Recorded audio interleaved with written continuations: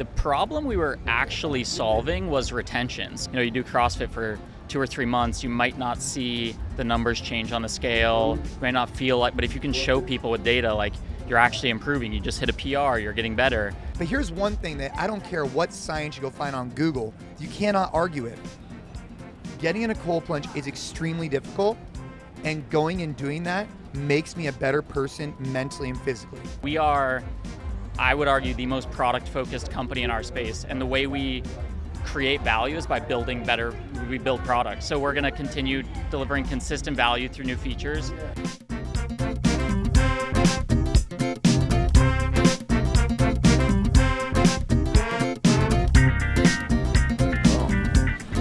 Here we are. Welcome to the Jedburgh podcast. Jason, Brendan, thanks. Thank for you. coming to join us. So yesterday, Jessie and I were on the back of the Army truck here, and the sun was directly to our right, and we roasted in the sauna. So we figured this morning, day 2 of the individual and team competition, we'd start our day on this side of the truck with a little bit of shade. But super excited. It's just getting to you It there is on the just side getting of me. it. It's gonna cast this side of my face in a very nice light for Jason to look at. I'm not going to lie, I'm very comfortable right now. You're not going to be very comfortable like in 20 minutes. Fran keeps doing this to himself. Gave us I don't the know what shade. he's thinking. I like pain. So we were. Sure do. I'm super excited to have you guys both on. So Jason, it's been a while. Yeah, it has been a we were while. together. Yeah, it's good to catch up. I think the last time I saw you, we were actually in Florida. Yes. For the Jacksonville event. Yes. And Sandlot Jacks. dude, Go you had Renegades. that badass Jeep there, right? Yes. Dude, that thing was so sick. I loved it. Like, they were recording podcasts inside this like tank Jeep. It's a World War II. I saw some videos of it. 1944 World War II truck. So cool. So yeah, lots of. Do you still have that? So the one you saw was an ambulance in 22. We have now gone to a Dodge because that was made by Land Rover. So we bought American and we went to a Dodge, and now it's an open back.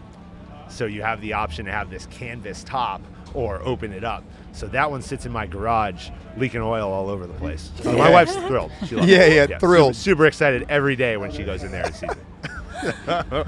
We're going to talk about a couple of things. We're going to talk about the games. We're here.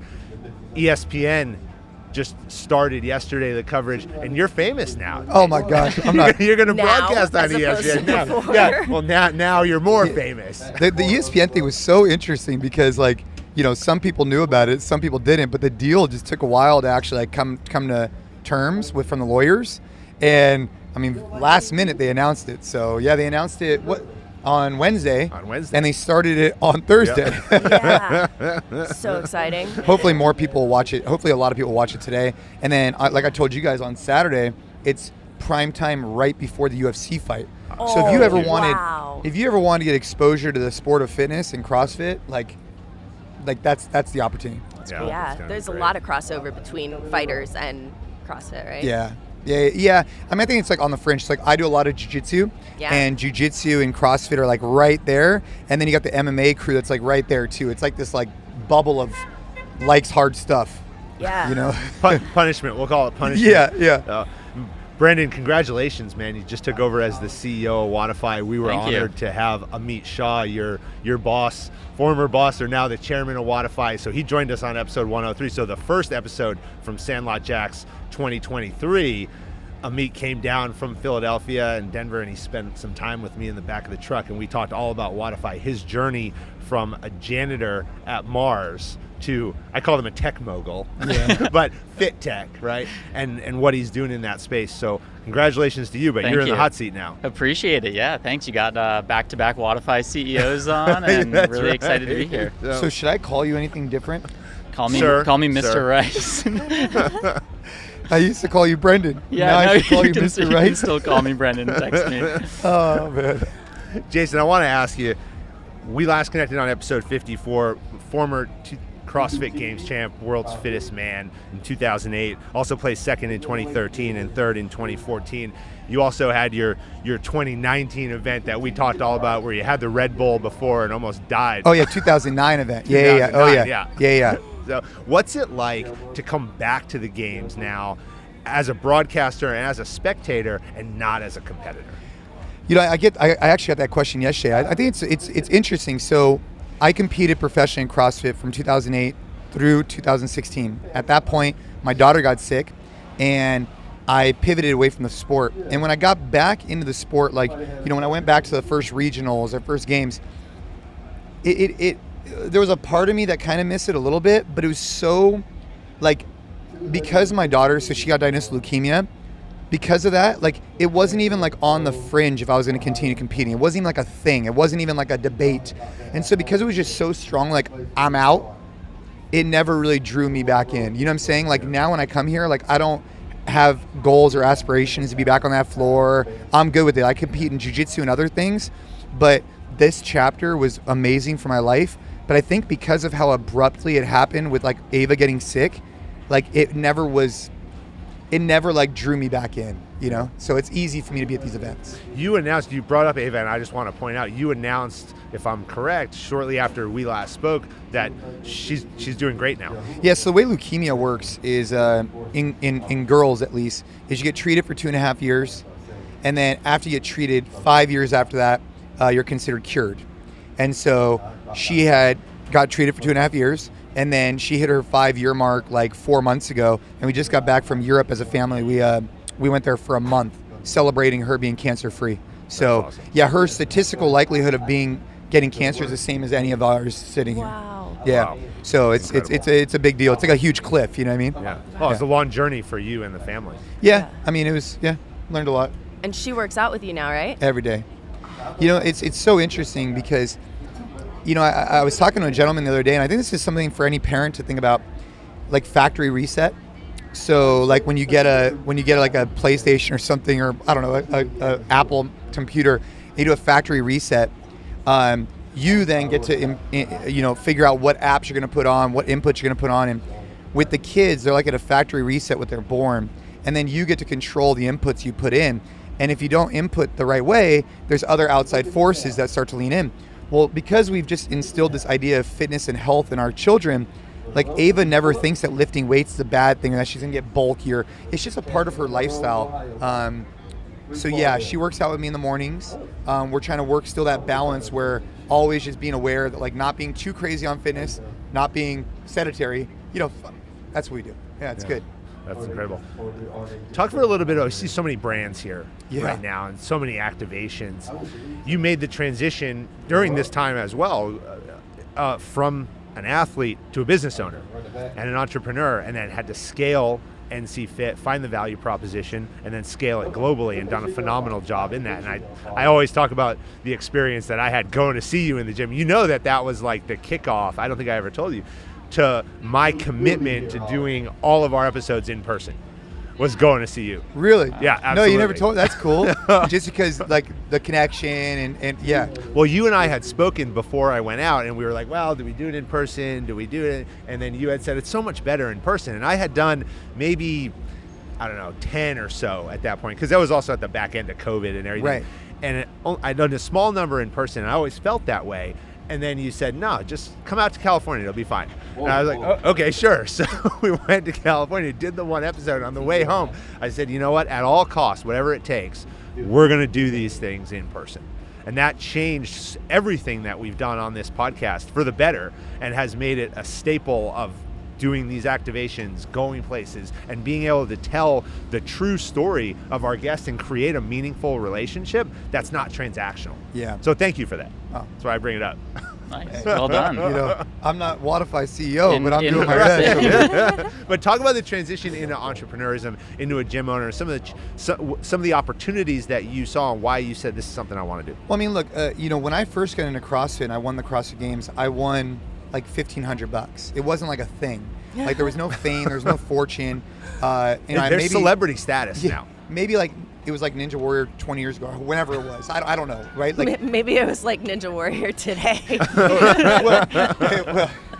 But like this idea that, like, I never did it for money or fame, and so I had to find something else to do. And so I opened a gym early on, and then as we grew, we just wanted to scale. And business is tough, like, you got to evolve, you got to grow, and our business has evolved and grown in a variety of different ways. And we have a clear path today of where we want to go in the next 5 years, but that's changed over the last 15 years. You know, I started the company in 2008. When I won the games, I also opened my first gym. And then over the years, we scaled, did corporate wellness, did this, did that. And now, you know, we got to keep reinventing and growing. And I guess that's just my mindset from an entrepreneurial perspective.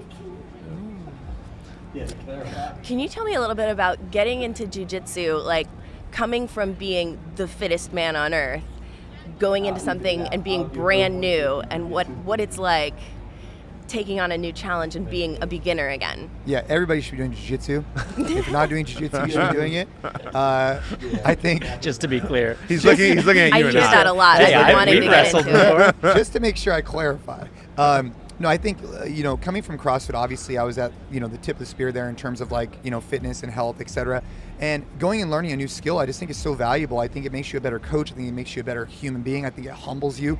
And jiu-jitsu is just such a phenomenal form of fitness, form of self-defense, because it's a gentle art. You learn how to, you learn how to, you know, it's like a game of chess. And so when you're on the mat, you're present, you're focused, and you just learn to be a beginner again. It makes you just very humble, and I just think anybody who's an expert in their craft who doesn't go out and try and learn new skills, I think is missing out. I agree. Let's talk about Wodify for a minute.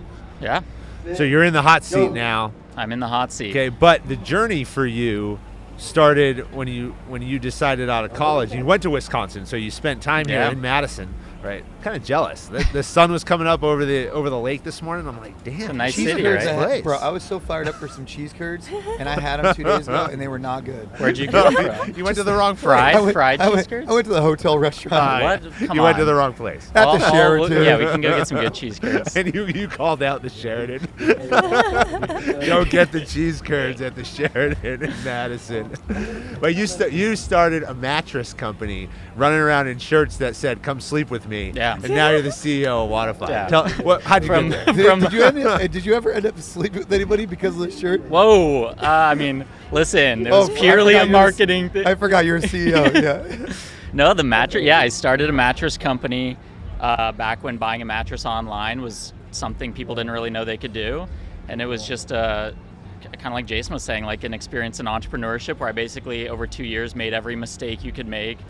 It's super humbling, learned things the hard way, and coming out of it, it was kind of an interesting dynamic where I felt like I had all this unique experience, but I started looking for new opportunities, and like my resume didn't really make any sense. Like I didn't have, you know, a ton of digital marketing experience or like sales experience. So I had to find a company, fortunately Wodify, which I did, that kind of valued entrepreneurial skills in a bigger company environment. So, but yeah, I won't bore you with the mattress war stories, but it's a wild industry.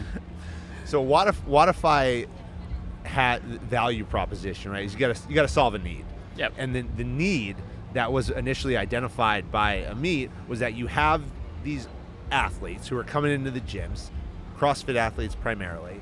They have these prescribed workouts, and then on the other side you have the gym owners. The gym owners have to facilitate the workouts, but they're doing it on paper. And you're finishing workouts and saying, keep track of your scores. In a couple months, we might do the same workout. Maybe we'll never see that workout again, but we might want to refer back to how you did on certain parts of it. And Amit saw that opportunity and said, hey, let's create a platform by which they can interact and then give them that opportunity.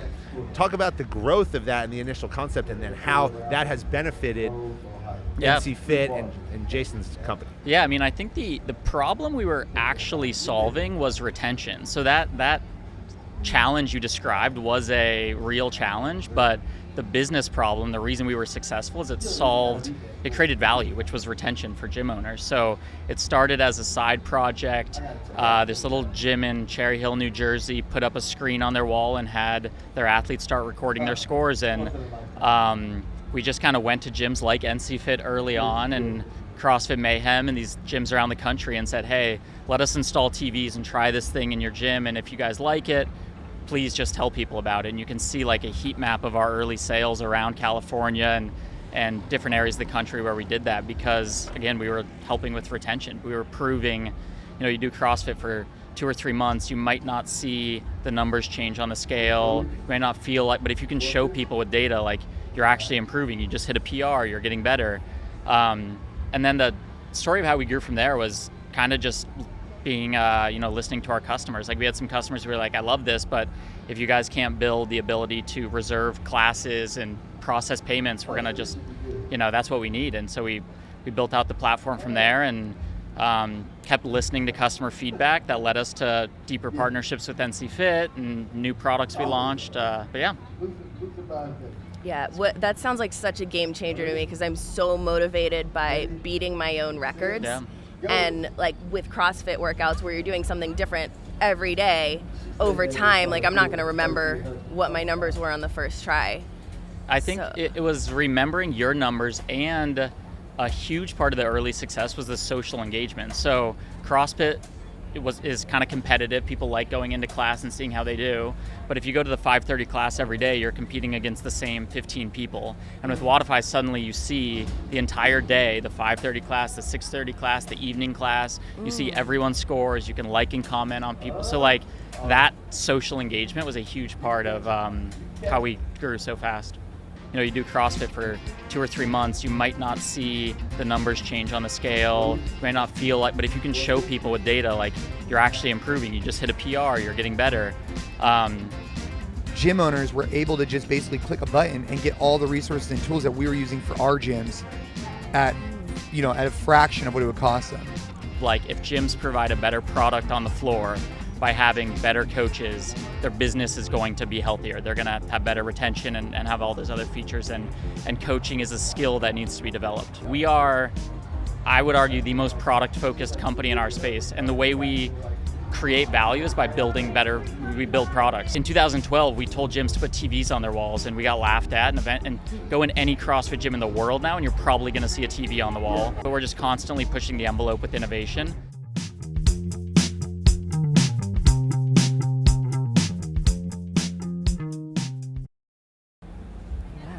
That makes it way more exciting.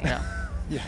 So we had the chance this year, Jessie and I, so we went to Wadapalooza and had the chance to be on the stage there and covered kind of a whole, and he invited us and sent us to the CrossFit Level 1 trainer. Oh, yeah. So we had the chance to go do that in San Diego in February and then become fully immersed in the whole programming. Yeah, I think the seminars are probably one of the best things. No, actually, I'll say probably the best things in terms of like, if you look at CrossFit as a business, I'd say the part of the business that's the most streamlined and well executed is probably the seminar staff. So I worked on seminar staff for years, and I think they do an excellent job with their Level 1. I think it's a great introductory point into, I think it's the best 2-day weekend seminar on the planet. I mean, it was great. It was so good. Yeah, hopefully you guys liked it. Oh, definitely. I loved learning, just the definitions of fitness. Yeah. Like, because I am such a specialist, and I think a lot of people assume that I'm good in a lot of different areas, but seeing all the different 9 areas of fitness, I think like it 10 was. general physical skills, and then you have your, what Greg Glassman I think did really interestingly is he defined like what is fitness, work capacity across broad time and different domains. And when you think about that, you can start plotting it. And even if you never plot your metrics and your power output, it's all theoretical. But the concept is powerful, right? Like the concept is take like the Hopper model. You guys learned about that. Like I just think the Hopper model is really cool because you take like a popcorn, like the first ever CrossFit Games, they took ping pong balls, put them inside of a popcorn hopper, and they just rolled the dice, and whatever came out, people did. And they wanted to see who performed statistically the best across all those events is the fittest. So anyways, not to go too deep into the rabbit hole of CrossFit, but I have a... No, but I think realizing and naming the specific categories is more motivating to be like, oh wow, I'm lacking in these areas. If I want to be well-rounded, I really need to focus on these other things that maybe hadn't occurred to me to be important in my training. Yeah, I mean, actually, the gentleman who created the Dynamax, I could be wrong on this, the Dynamax med ball also created this concept of 10 general physical skills. So it's like power, speed, endurance, flexibility, all of those 10. And CrossFit utilizes that as a part of their explanation. You brought up the training seminars as being one of the, if not the best training seminar out there. I would agree with you. The level of professionalism amongst the coaches was unlike anything I've seen in a very long time.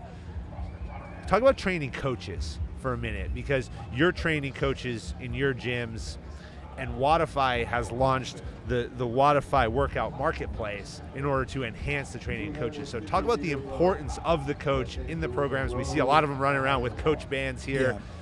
Why is it so important? Well, I mean, here's the thing. So what happened with our business is, by design, we needed to do this. So in 2008, we started with one location. We then started to expand locations. We went 2, 3, 4 in the Bay Area. When you're in the Bay Area and you have attachment to, let's just say, 30, 50 coaches, it's easy to control the quality. But then we signed a major corporate wellness deal with Western Digital, and it took us globally. So we had locations at that point in Mexico, Singapore, Thailand, China, Malaysia, Japan. And as we expanded, this is like in 2012 or something like that, we started saying, how do we keep consistency across all these locations? So we started using Google Docs to send out like, oh, do it this way. And eventually, we went to Brendan and we were doing something on our own. And I said, hey man, like, why don't we integrate this into a platform like yours where coaches can see the coaching notes for the day? This is a stimulus, this is the goal, this is how you scale, this is how you adjust, and a daily video on how to perform it. So that, kind of similar to Starbucks, you may get a better or worse barista at Starbucks, but you're gonna have a similar-ish experience. And that's what we were trying to strive for. And so collaborating with Brendan on the marketplace, gym owners were able to just basically click a button and get all the resources and tools that we were using for our gyms at a fraction of what it would cost them.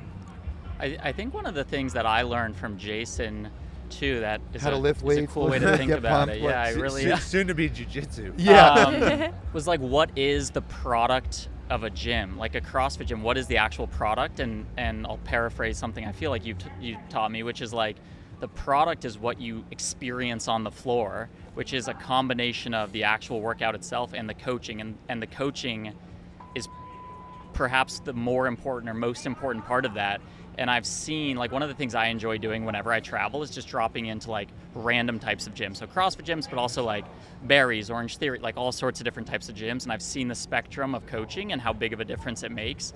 And I've seen like Jason coach classes, and it's like someone who's, anyone who's like really good at something, they make it look very easy. And then you go experience maybe a less experienced coach and you realize how different of an experience you have in that workout. So for us, being able to partner with NCFIT, but be able to see that bigger picture of like, if gyms provide a better product on the floor by having better coaches, their business is going to be healthier. They're going to have better retention and have all those other features. And coaching is a skill that needs to be developed. Well, on top of that, like, it's going to be good for the entire industry. Yeah. So like, I'm a big believer that we as an industry need to level up. And if you go in for a CrossFit experience and you have a crappy experience, you're going to go tell 5 friends how much CrossFit sucks.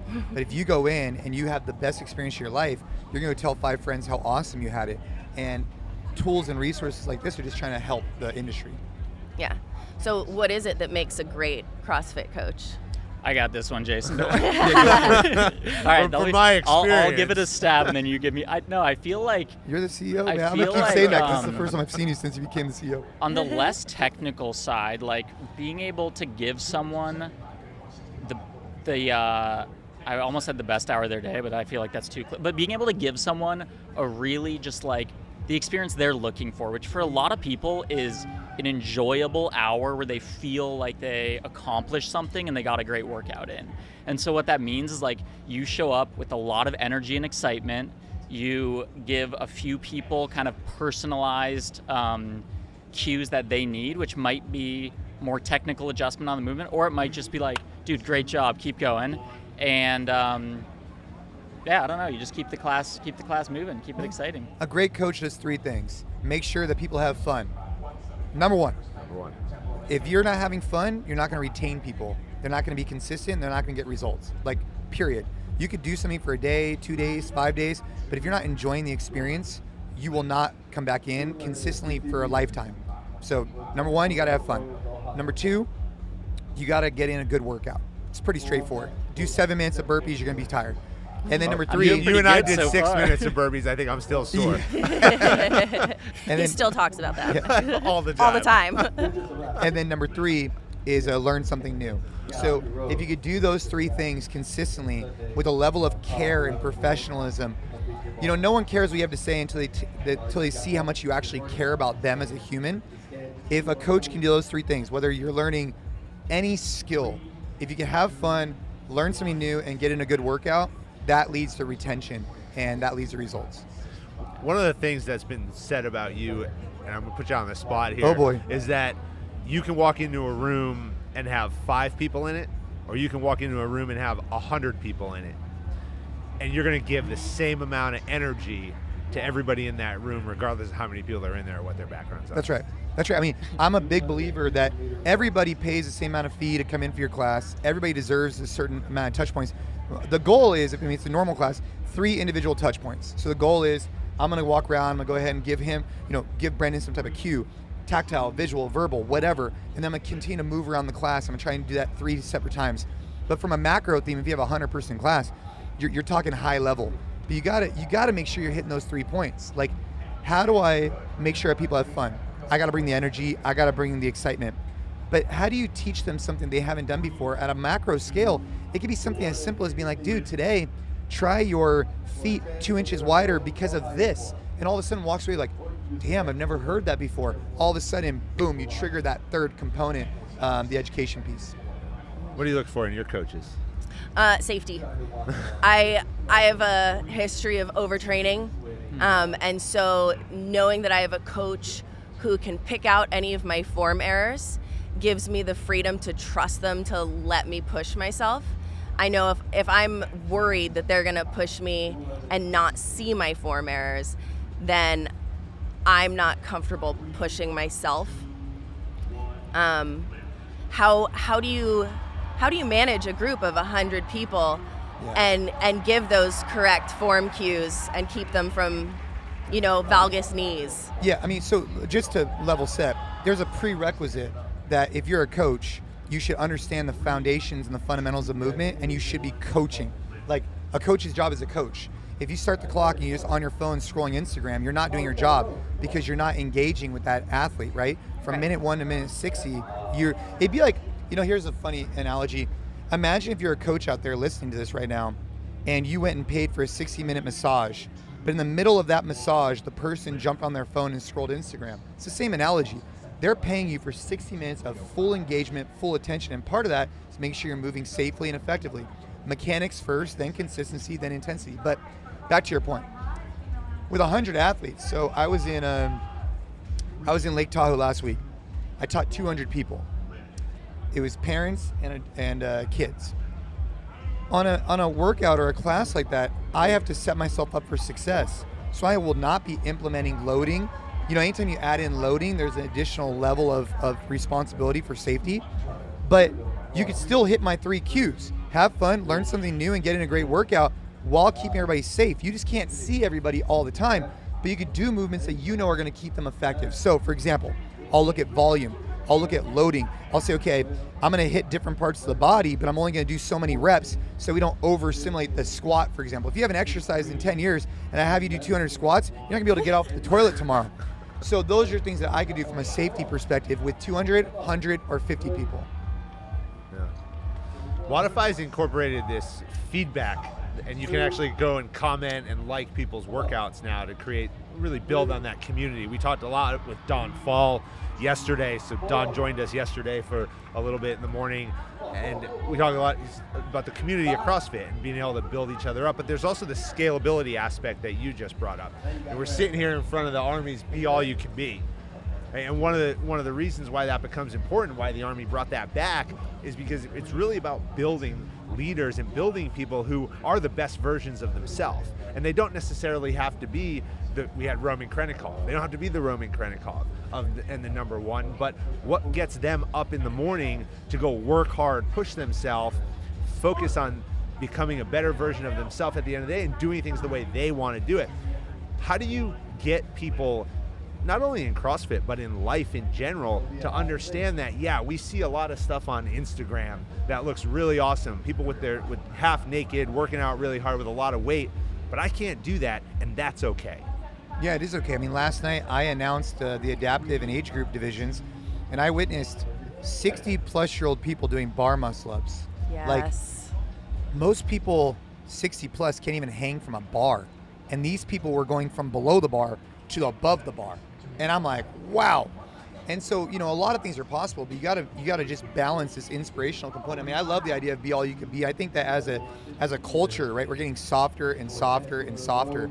And I think that we should use Instagram as inspiration, but ultimately you gotta find a deeper why of why you wanna do it in the first place. Like, why do you wanna be all you could be? Well, shit, I don't wanna be not all I could be, right? Like, but that's because I'm internally driven. But identifying goals and setting key markers, especially for someone like as a dad, like I want to be the toughest, baddest, most capable dude in the room.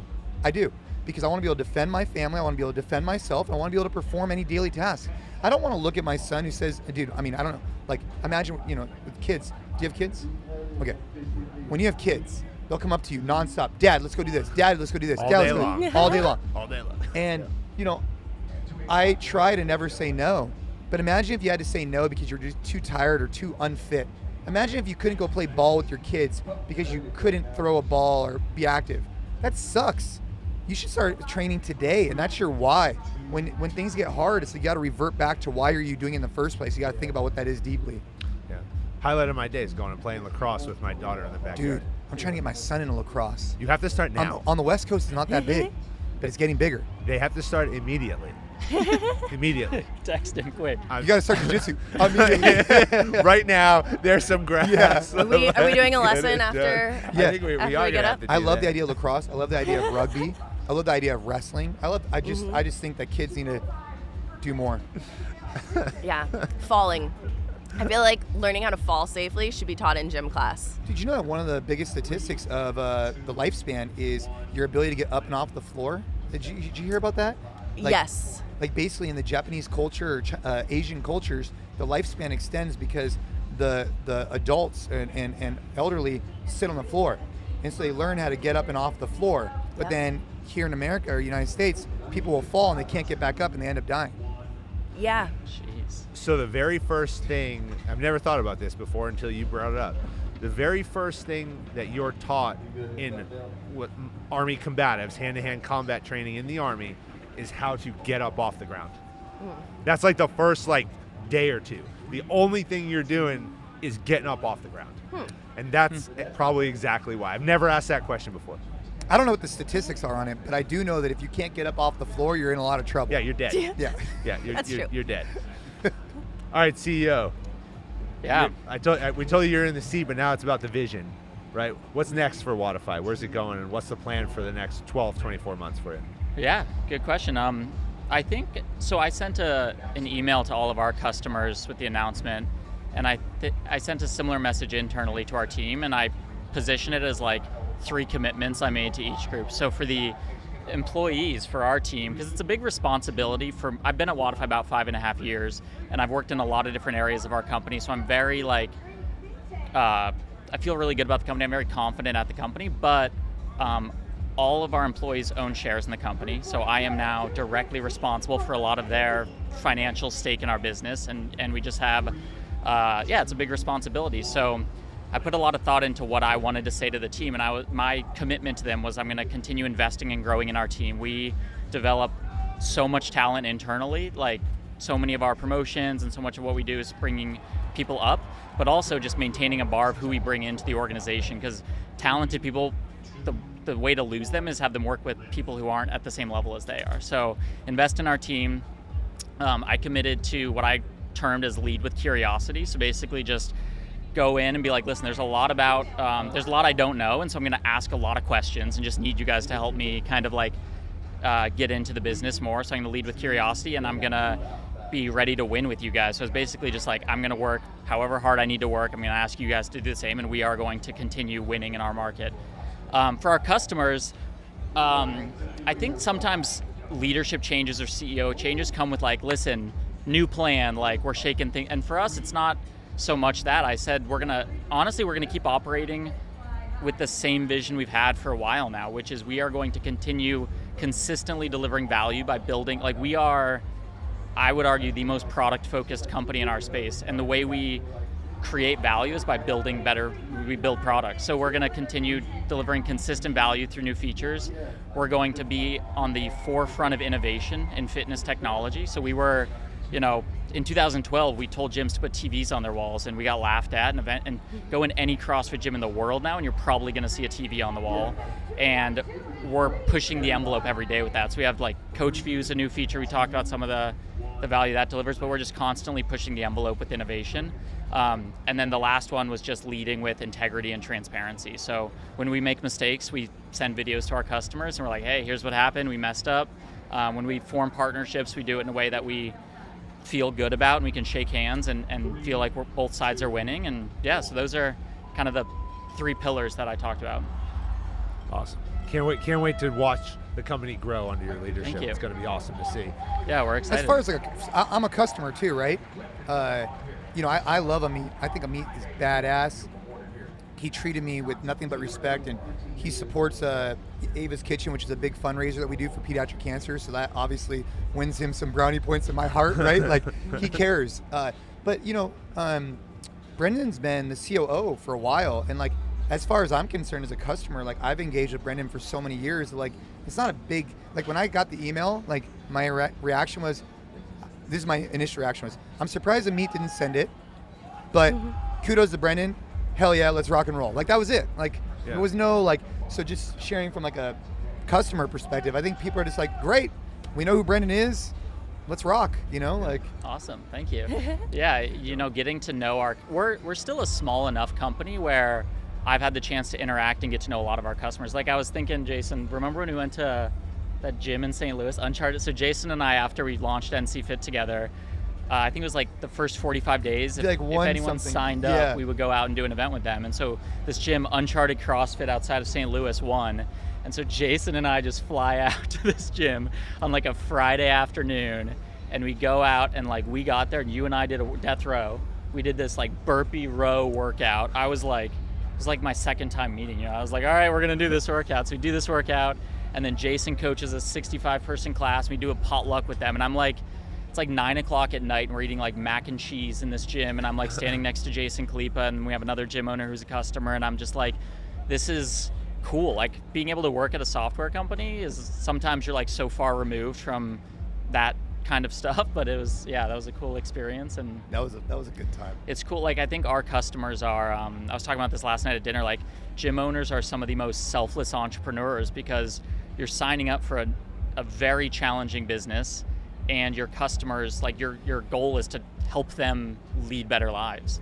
And so our kind of position, being able to just help gym owners stay in business, serve more people, run better businesses, is really important. Yeah. How long have you been doing CrossFit? I've been doing so I started when I started at Wodify. I had never done CrossFit before. I went to this gym. Actually, it was our first gym that we launched. And I did it at that gym for maybe like a year. And then I've done all sorts. I tried Jiu-Jitsu for a while, and the gym I go to now they're not an affiliate, but it's CrossFit. They do functional fitness and yoga, kind of a combination. So I've been doing some version of functional fitness for close to 6 years now. How do you feel like it's helped you grow as a person? I'm very much like I was talking to Fran about, he had the author of The Comfort Crisis on, and I think that's the lens I look at through, like, being a beginner, like we talked about, and doing things that are really hard, make other things in life hard. So it's helped me. I'm also really into like long distance running and trail running and stuff, and it's helped me both with that, but also just, it's helped me walk into places and feel like I'm a beginner. And it's helped me, like, if I have I always work out in the morning, and if I have a really hard workout in the morning, the rest of my day feels more manageable. You're just like, intentionally choosing to do hard things makes real life things less hard. Like, whether it's the cold plunge, the sauna, workouts, whatever. Okay, you brought up the cold plunge. We had this long discussion last night, and I said I was going to ask you this. Oh boy. Now you provided the moment. Okay. I just teed it up. You teed it up, yeah. It's too easy. Okay, can you speak to the physiology behind the cold plunge? Here we go. So, I was having this conversation the other day. I was at my house, and I was look at his face. He's excited. More scientific. I was at my house in the cold plunge. right? And some guys asked me this exact same question. I just look at them. I was like, look, here's the bottom line. Is there science that it helps with this brown fat and losing it? There is some type of science. So here's what I know about the cold plunge. I know two things specifically. I don't want to do it. 100%. And when I get out, I'm cold as hell for a while. Those are the two things I know, okay? So let's look at those two things for a second. What are the benefits? So when I get out of a cold plunge, my core body temperature has decreased. I am freezing. I'm very bad in the cold, which is why I got a cold plunge. And I am shivering. And because I don't immediately get in a sauna, my body has to self-regulate itself back up to temperature. So I believe, I don't know if this is data or not, I'd have to go ask someone else, that my body needs to work to get my core temperature back up to normal. And as it's doing that, it is burning calories and burning fat. So that's a theory that I have. Then you have the anti-inflammatory components from a cellular level, right? Which all of this, I'm sure you can go find data that backs it up, and you can't back it up for the cold plunge. But here's one thing that I don't care what science you go find on Google, you cannot argue with. Getting in a cold plunge is extremely difficult, and going and doing that makes me a better person mentally and physically.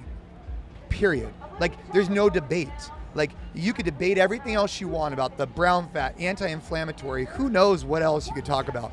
But at the end of the day, it's a very difficult task that when I look at it, I literally sometimes in the morning slap myself in the face before I get in a cold plunge because it's gonna suck so much.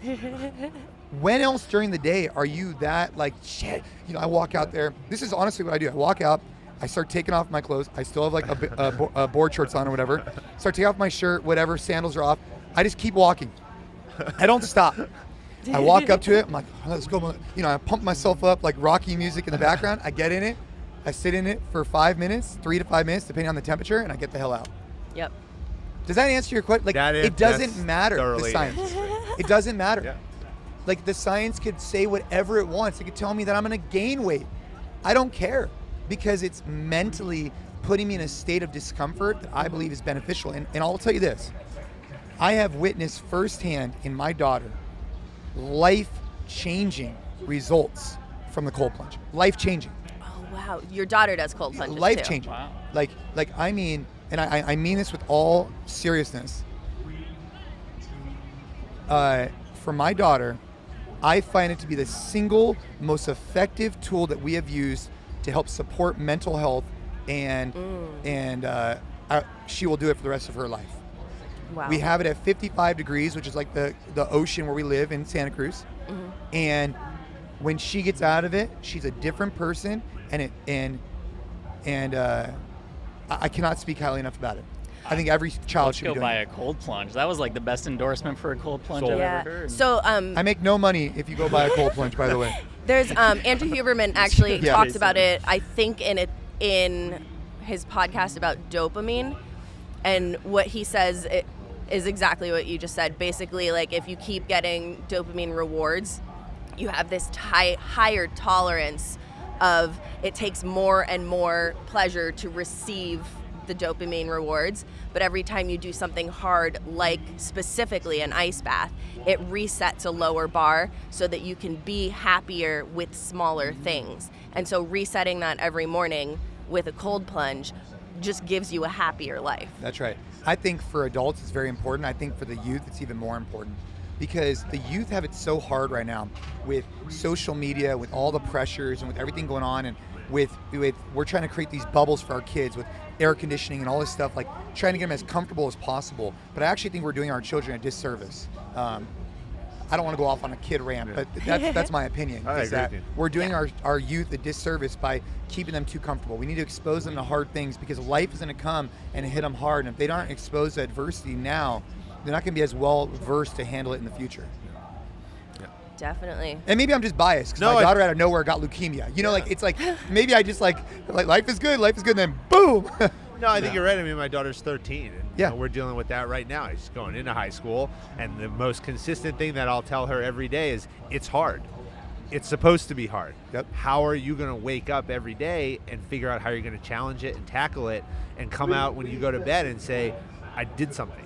Yeah. I achieved something. I grew. Because every day from here on out is going to be hard. Right. And if you think high school is going to be hard, if you go to college, it's going to be harder. And when you get to actually become an adult, and now it's on you, it's going to be even harder than that. Yeah.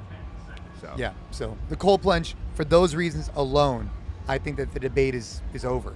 Yeah. You know, you should be doing it. Yeah. All right, so jiu-jitsu and the cold plunge are what I take away here. We need to immediately start doing. Yep. Yeah. Yep. Yep. Yeah. Or maybe sauna if you really don't like the hot.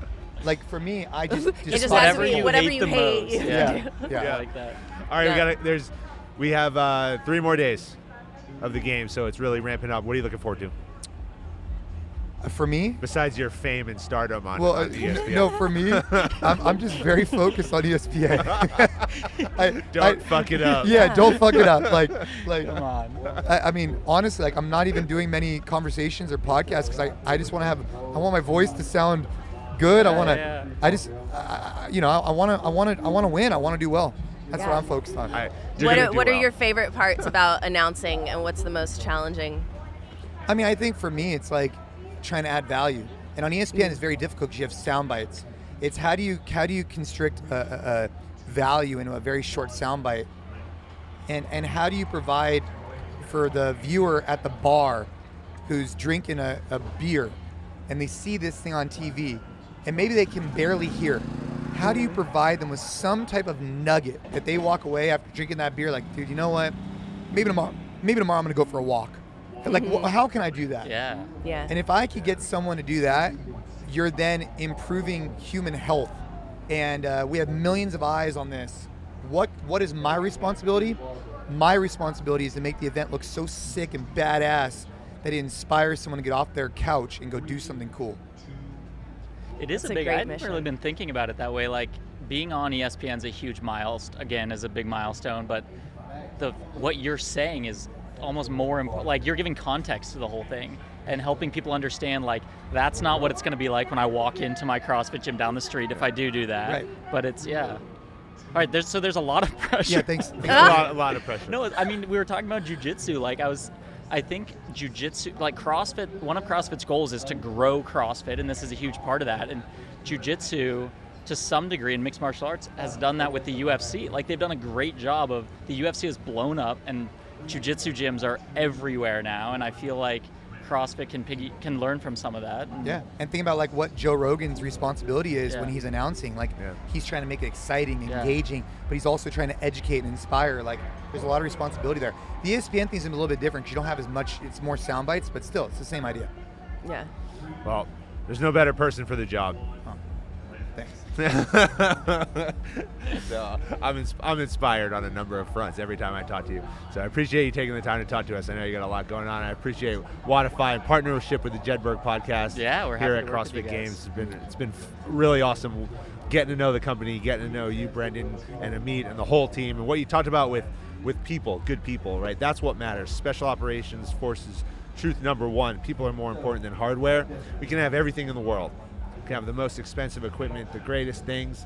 People have to operate that, they have to build it, and they have to come together as teams. It starts with being a strong individual who's willing to do hard things. So I appreciate everything you guys are doing, and you're building a great company over there. Thank you. Appreciate it. Mr. CEO is what the title says, baby. Let's go. All right, guys, thanks so much. Yeah. Thank you. Namaste. Namaste.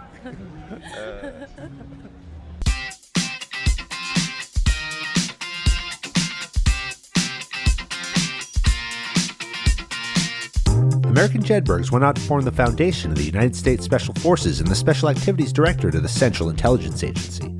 Thanks for listening to the Jedburgh Podcast. I'm your creator and host, Fran Racioppi. Join us next week for a new episode on Apple, Spotify, or wherever you get your podcasts. Check us out on YouTube for full episodes, highlights, and other behind-the-scenes content.